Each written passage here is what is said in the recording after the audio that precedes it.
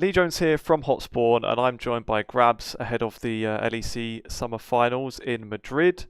Um, and I guess maybe we just start off with the matchup, like the first matchup for you guys with Karmine Corp, who's kind of, it feels like, been going through a bit of turbulence. Like, they're still here in Madrid, they're still fighting for Worlds and whatnot, but they've had some of their own kind of dramas, if you like, even with like the mid lane. There's maybe like as an outsider at the moment looking at Karmine Corp and their process recently, what have you made of that whole thing, especially that mid lane thing of, do they sub in Niski or what's going on with Vladdy and all that?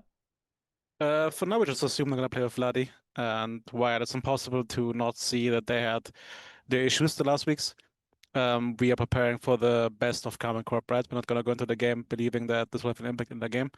They also had 2 weeks to prepare for this specific best of five, so we're gonna assume they're gonna come at with us at us with their best.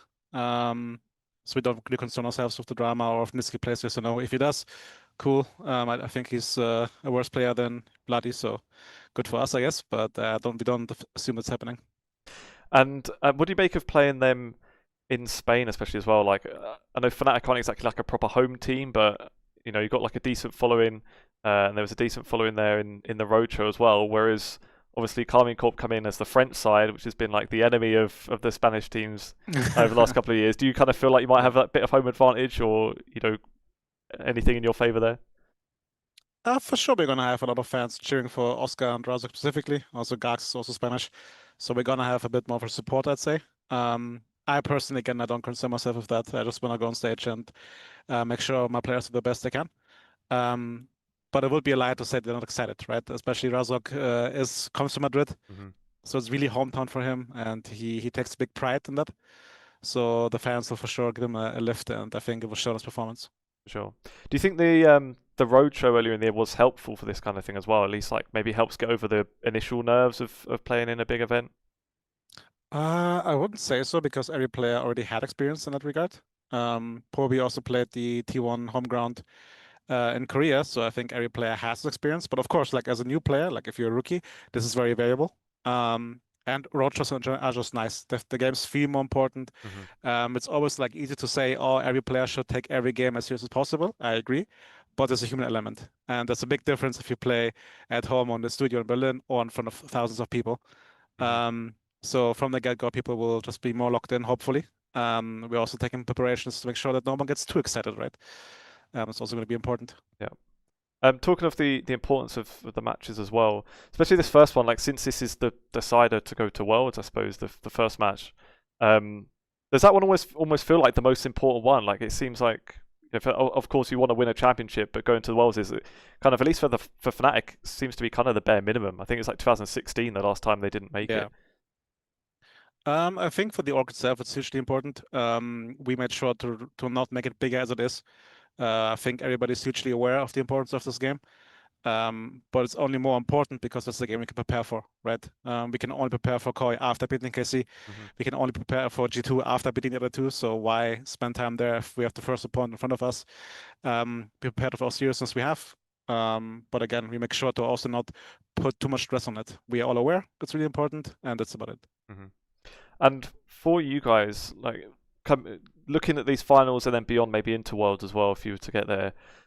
At this point, what would you see as like as being a successful year now? Because I suppose from the start, the expectation, especially from like the lineup coming into the year, was Fnatic are going to be winning LEC titles this year, and obviously hasn't quite happened Yeah. yet.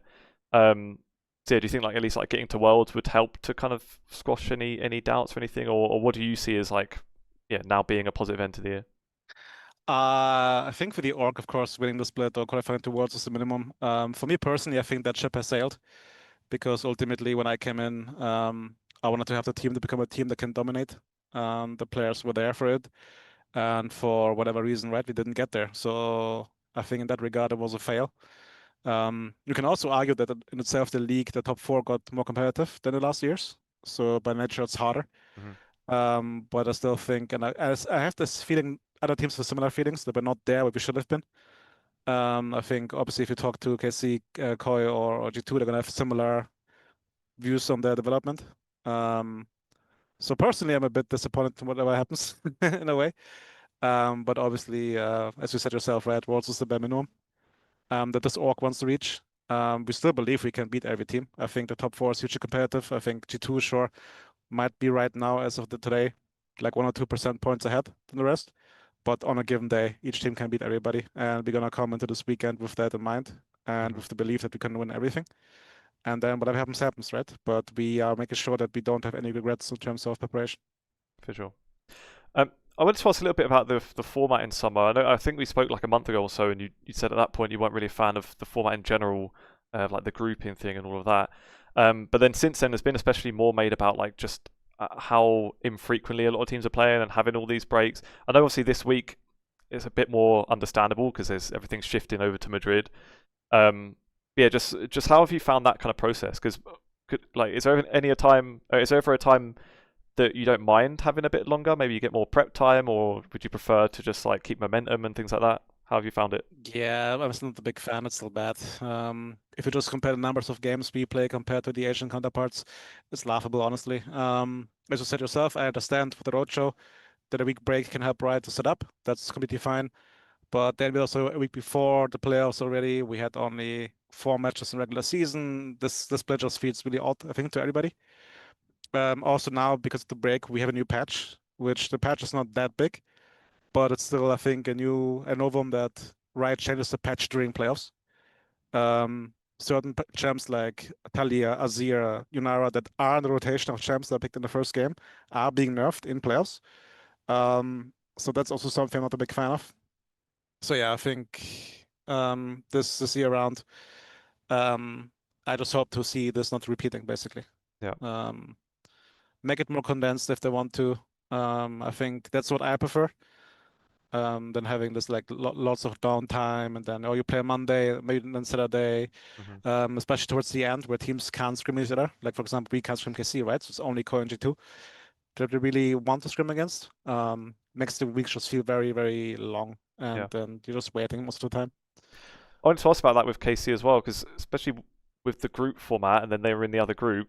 I think I'm right in saying you've not actually played them like on stage since like Yes. spring. Yes. So does that add like an extra layer to it, or does it not really matter since you maybe had scrimmed them anyway? Yeah, it doesn't really matter because I think KC was the team who scrimmed the most in practice. So we know them really well, they know us really well.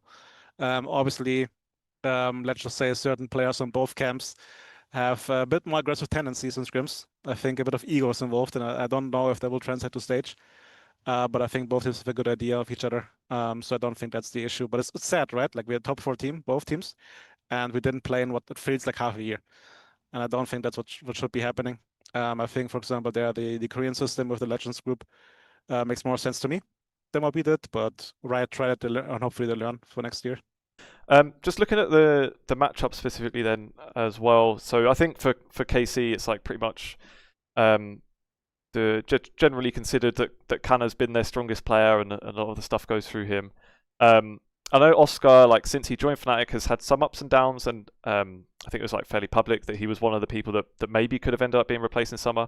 But I know at the time it was said that like his attitude towards that whole process was really good, and he was kind of honest that he felt he was going to retain the spot, and he was going to fight for it.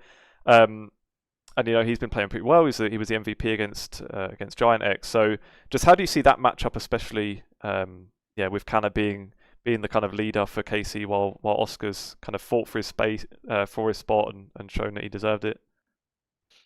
It's gonna be important for sure. I don't necessarily think though the way KC plays that they're not playing for Kanna, right? Kanna's just individually a very strong player. I think Oscar is more than good enough to at least contain him. And I think if he does that, then already we're in a good spot. He doesn't even need to win this lane, I think. I think our bot has a big advantage. I think currently that's a secret. KC plays a bit disconnected from Bloody.